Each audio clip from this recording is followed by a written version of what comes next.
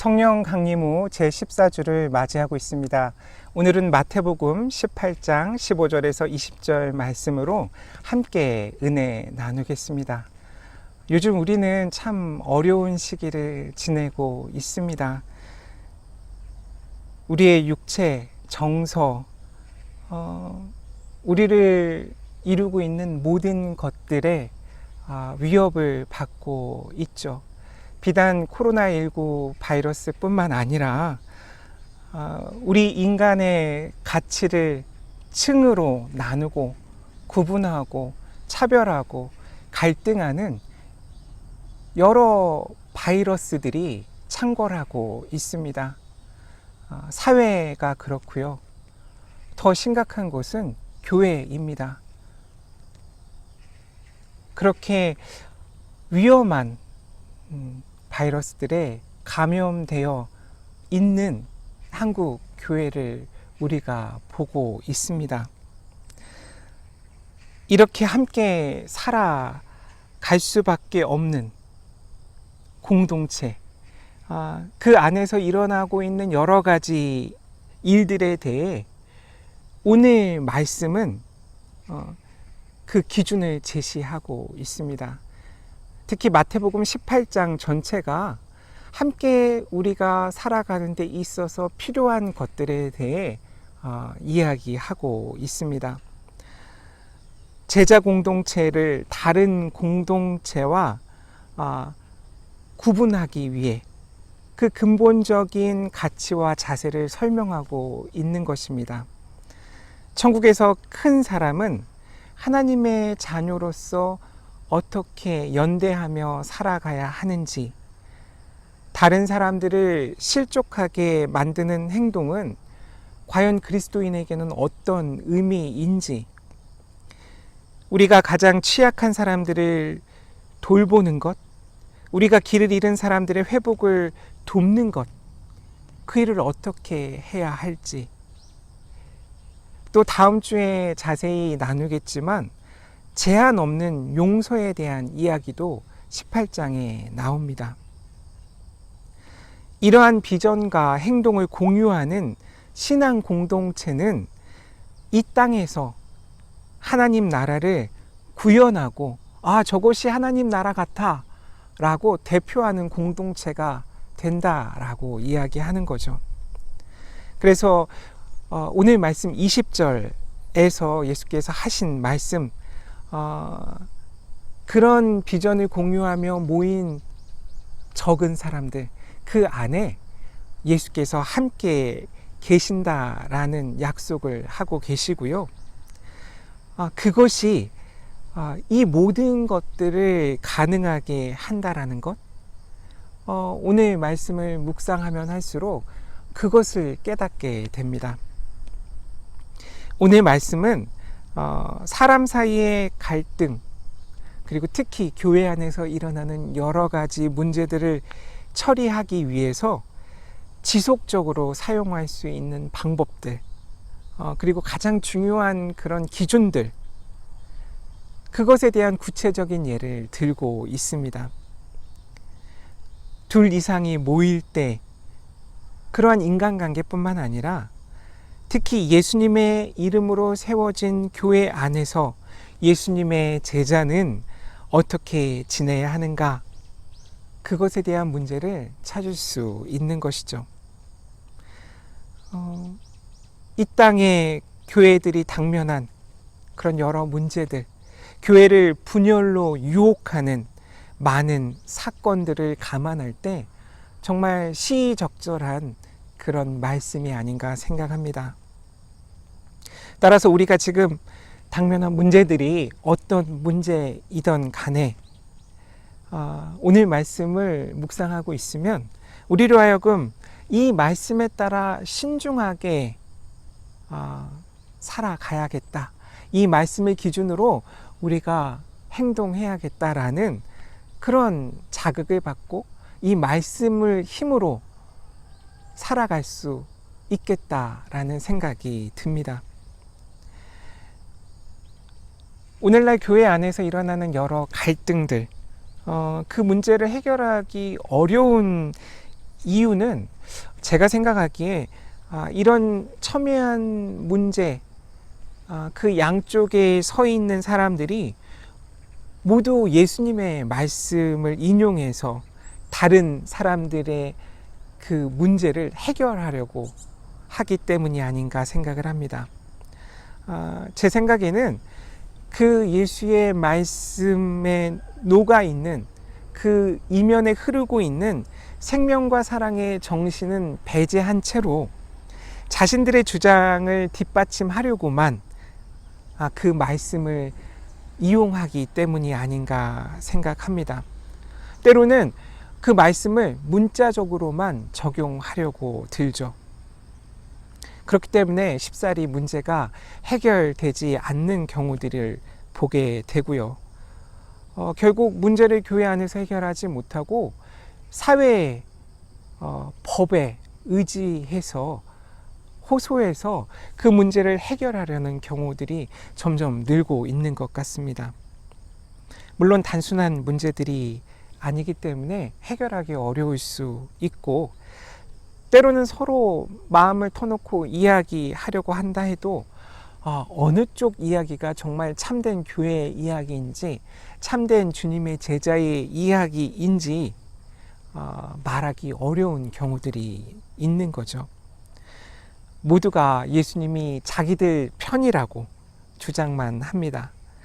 결국 교회의 분열은 그리스도 몸의 한 부분이 같은 몸 안에서 다른 부분과 조화를 이루지 못하고 있는 일이죠. 오히려 이러한 갈등과 불안은 인간 사이에 자연스럽게 일어나는 과정처럼 보여집니다. 이런 점에서 교회가 예수 그리스도를 닮기보다는 우리 인간을 닮고 있는 것이 아닌가? 라는 생각까지 들었습니다. 선거철에 자주 들리는 이야기 중에 정치는 생물이다? 라는 이야기가 있습니다. 교회야말로 생물인 것 같습니다. 살아 있습니다. 살아 있어야 하죠. 흔히 이야기하는 그 살아있는 것들이 겪는 과정을 겪습니다. 생로병사, 희노애락, 그 모든 과정이 지금의 교회 안에 보여집니다. 그래서 지금의 한국 교회는 제가 생각할 때 늙어가고 있는 것이 아닌가? 병들어가고 있는 것이 아닌가? 화나 있고 슬퍼하고 있는 것이 아닌가라는 그런 생각까지 해보았습니다. 그래서 오늘 말씀이 우리에게 꼭 필요한 말씀이고, 그래서 더 깊이 묵상했으면 좋겠습니다. 먼저 왜 이러한 일들이 일어날까 생각하게 되죠. 오늘 말씀에 그 답이 있습니다. 결국 듣지 않아서입니다.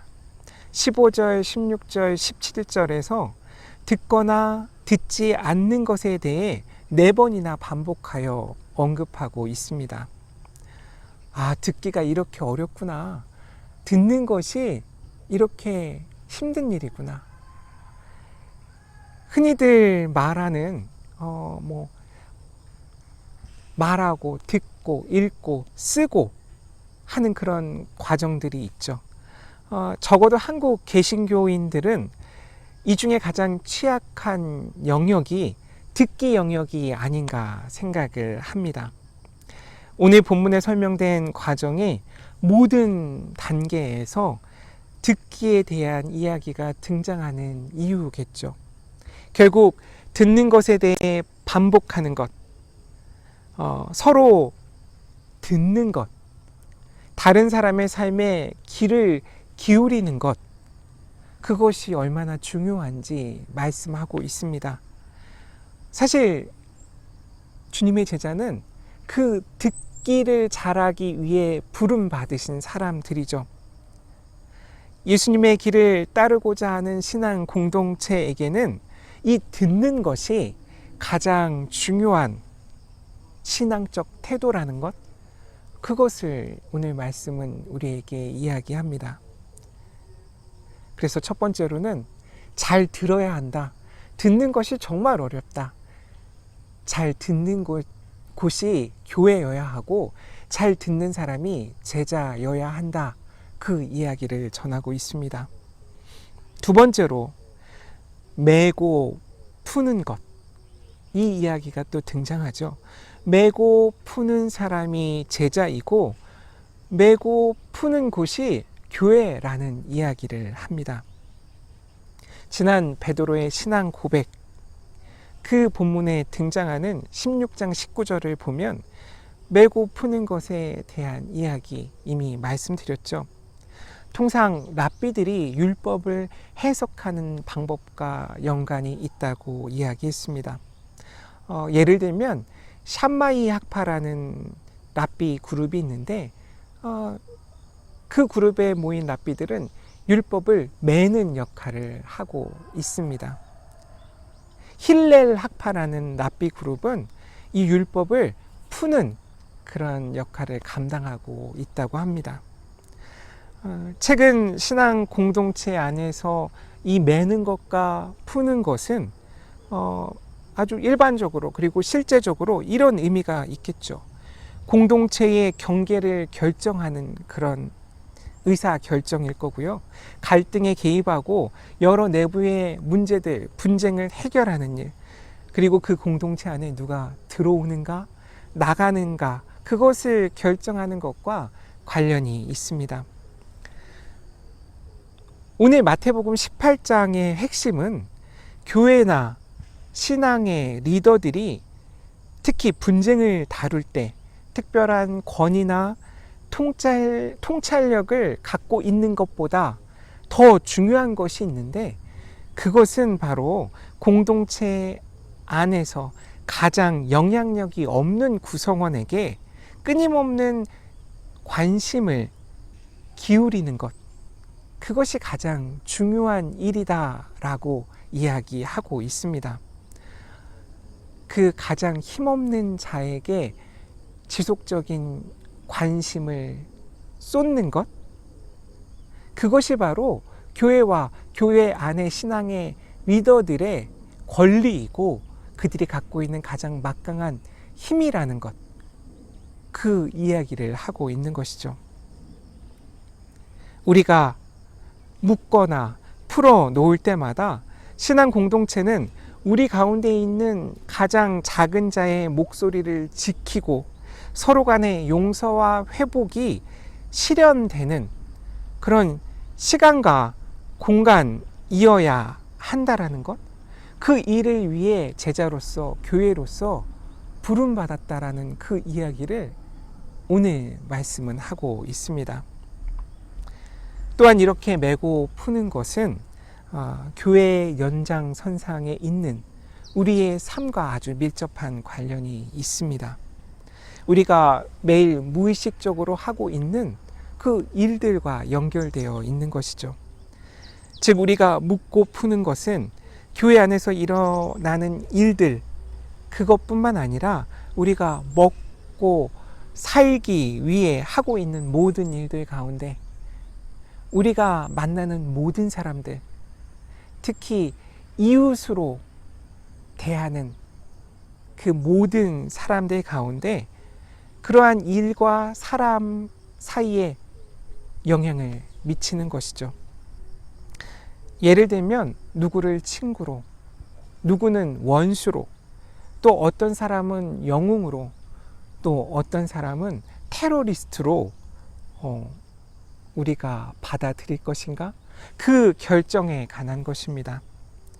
이 끊임없는 선택이 바로 기독교 윤리입니다. 그 이야기를 18장에서 처음부터 끝까지 하고 있는 것입니다. 셋째로 교회를 교회로 만드는 것이 바로 이 문제가 있는 사람들 때문이구나 라는 생각을 하게 됐습니다. 이 문제 있는 사람들이 없다면 교회는 교회로서 바로 설 수 없는 것이 아닌가라는 깨달음입니다. 기본적인 우리의 태도는 그 사람이 여전히 나와 같은, 우리와 같은 그리스도인인가? 라는 질문을 먼저 던져야 하고, 그들이 나와 우리와 다르지 않다라는 그 출발점에 서서 모든 문제를 바라봐야 한다는 것이죠. 특히 오늘 말씀에 이방인이나 세례라고 표현된 지점이 아주 중요합니다. 우리가 교회 안에서 문제 있는 이들에 대해 어떤 마음과 태도를 취할 것인지 이 이방인이나 세리라는 표현을 통해 우리가 그 문제를 깊이 생각할 수 있습니다. 때로는 어쩔 수 없이 그들을 축출하거나 구분 지어야 할 때가 있겠죠. 어느 정도의 벽을 세워야 할 수도 있습니다. 화해를 할 수 없는 이유, 방금 전에 말씀드렸듯이 서로 듣지 않기 때문이죠. 그렇기에 서로가 들으려는 노력이 필요합니다. 여기에서 우리가 꼭 기억해야 하는 것이 있는데, 예수님은 어떠하셨는가입니다. 그분이 세리와 죄인, 이방인들에 대해 어떻게 대하셨는가? 주님은 그들이 돌아서서 새롭게 변하도록 사랑하셨죠. 예수님에게 그들은 이웃이었습니다. 예수님에게 그들은 사랑의 대상이었습니다. 마태도 다르지 않습니다.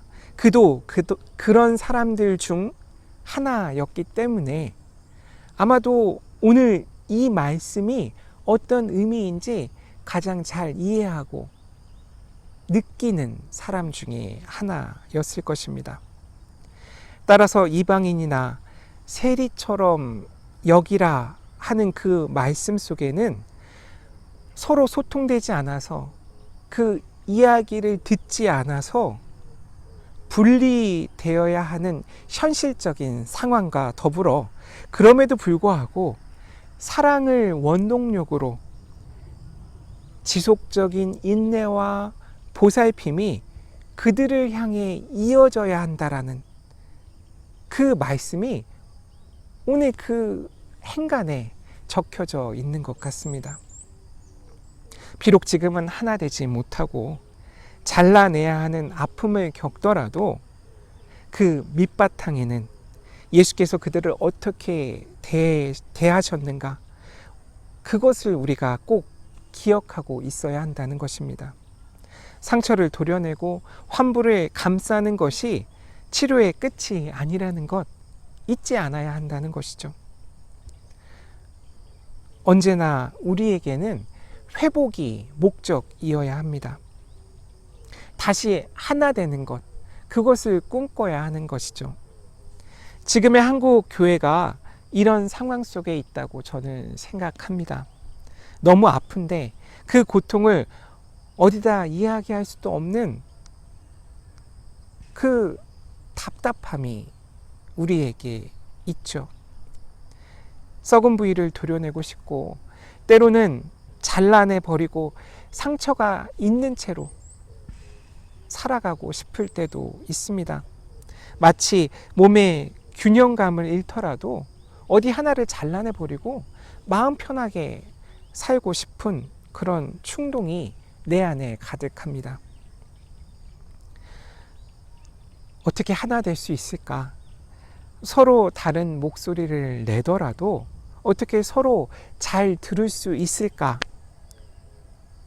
내가 서 있는 공동체가 어디든, 어떤 성향의 곳이든, 내가 세리와 죄인이든, 아니면 내가 그런 그들을 내치는 자리에 있든, 결국 언젠가는 예수님이 하셨던 대로, 예수님이 하시고자 하셨던 그대로 그 일을 해야 하는 사람들이 바로 우리들이기 때문이죠. 따라서 너무 멀리, 너무 깊이 떨어지고 갈라져서는 다시 하나 되는 일이 너무도 어렵지 않을까라는 그런 생각을 하고 있습니다. 그래서 그렇게 되지 않기 위해 지혜를 주십시오 라는 그 갈구가 요즘 저의 기도 제목 중에 하나입니다. 그래서 오늘 말씀이 더 중요하죠. 마지막으로 오늘 말씀은 결국 기도가 문제를 해결하는 답이라는 것 명확하게 이야기합니다. 인간관계뿐만 아니라 교회 안에 불일치를 해결하는 방법은 그 어떤 과정 중에서도 기도로 먼저 준비되어야 한다라고 오늘 말씀은 이야기합니다. 특히 교회 안에서의 문제들은 단지 우리들 사이에 일어나는 갈등과 오해를 넘어서서 영적인 문제와 연관이 있습니다. 그래서 우리는 듣기 위해, 인내하기 위해, 서로 보살피기 위해, 다시 하나 되기 위해, 화해하기 위해, 사랑하기 위해 기도해야 합니다. 이것이 19절 두 사람이 합심하여 구하는 구체적인 내용입니다. 그러면 그렇게 구하면 그 기도가 하나님의 뜻의 일부가 되는 거죠. 그 기도를, 그 하나님의 뜻을 하나님께서 이루신다고 말씀하고 계십니다. 이 이야기를 듣고 있을 그 당시 신앙 공동체, 마태 공동체는 이 말씀을 어떻게 들었을까 생각해 봤습니다. 그들에게는 너무도 큰 위로와 은혜가 되는 말씀이지 않았을까 생각합니다. 익숙함을 버리고 예수님을 따르고자 하는 그들이 정말 두세 사람 그렇게 소수만 모여서 기도할 수밖에 없는 상황에 처해 있는 그들이 여전히 그 당시 주류였던 유대교 회당의 그 신앙 공동체에게 적대적인 취급을 당하고 주눅들어 낙담하고 있을 때 그런 그들에게 들리는 복음이 오늘 말씀이었습니다. 10사람이 함께 앉아 토라에 전념하고 있을 때 쉐키나라는 말은 하나님의 영광이라는 말입니다. 쉐키나가 그들 중에 거한다라는 랍비들의 격언이 있습니다. 20절 말씀은 그 토라의 자리를, 율법의 자리를 예수님께서 대체하고 계시고 그 율법을 예수께서 완성하고 계시다라는 것을 말씀하고 있는 것이죠. 그럴 때 하나님의 영광이 임하고 그 빛이 기도하는 자들을 비추어서 그들도 그 빛을 발할 수 있다는 은혜의 약속입니다. 20절 두세 사람이 내 이름으로 모인 곳에 나도 그들 중에 있느니라. 여기서 가장 중요한 우리 신앙 공동체의 태도와 조건, 그 모습이 나옵니다. 바로 내 이름으로 모여야 한다는 것이죠. 내 이름은 바로 예수님의 이름입니다. 마태복음은 시종일관 그 이야기를 하고 있어요. 그 시작부터 하나님이 우리와 함께 하신다 라고 이야기하죠. 1장 21절에서 1장 23절에서 증언하고 있습니다. 예수님의 이름이 임마누엘이라고 이야기합니다. 몇 주째 함께 나눈 말씀들도 이 예수님의 이름 임마누엘이 어떤 신앙인지, 어떤 사건인지 계속해서 우리에게 증언하고 있었습니다. 따라서 임마누엘 사건을 체험한 두세 사람, 임마누엘 신앙을 고백하게 된 두세 사람이 모인 곳에 당연히 주님께서 함께 하신다라는 약속입니다. 그래야 비로소 교회라고 이야기합니다. 하나님이 우리와 함께 하시는 곳, 그곳에 모여 기도하는 사람들이 바로 교회입니다. 우리가 흔히 교회에 대해서 이야기할 때 단지 어떤 건물이나 장소가 아니라 두세 사람, 아주 적은 인원이 모인 것 자체가 교회입니다 라고 고백할 때가 있죠. 여기에 꼭 잊지 말아야 하는 것이, 그리고 가장 중요한 부분이 바로 예수님의 이름으로 함께 모여 있어야 한다는 부분인 거죠. 그렇기에 이 두세 사람은 형제여야 합니다. 이웃이어야 하죠. 서로 사랑하는 관계여야 하는 것입니다. 그것이 바로 임마누엘 사건을 체험한 사람들이고 임마누엘 신앙을 고백한 사람들이죠. 따라서 만약 이들 사이에, 이 교회 안에 갈등이 있다면 먼저 화해를 해야 우리는 주님 앞에 설 수 있고 하나님 앞에서 예배 드릴 수 있다고 예수께서 말씀하고 계신 것이거든요. 말씀을 정리하겠습니다. 교회는 언제 어떻게 세워지고 있습니까? 2주 전에 예수님은 베드로의 믿음을 칭찬하시고 그 중요한 믿음의 순간에 교회가 세워질 것이라고 선포하셨습니다. 즉 우리의 믿음이 드러나는 순간 교회가 세워집니다. 교회는 예수께서 부활하시고 이 세상에서 선교의 사명을 제자들에게 위임하실 때 태동하였죠.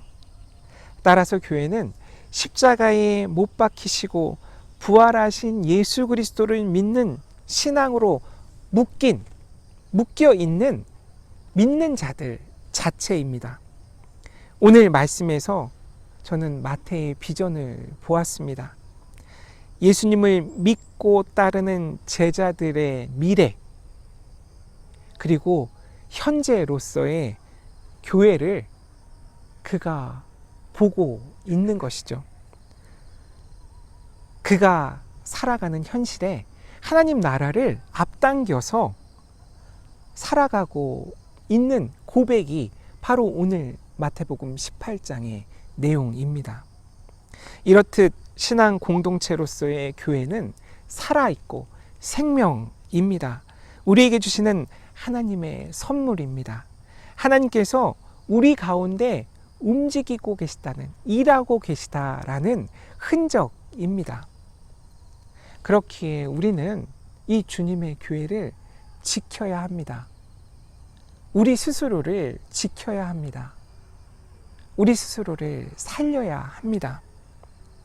그 방식이 생명을 살리는 일이어야 하고 그 사랑을 전하는 길로 걸어가야 하는 것입니다.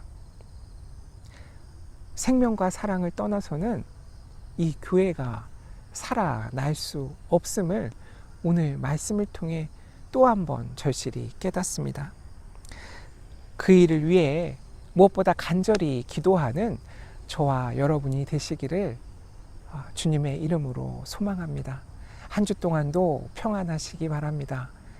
아멘.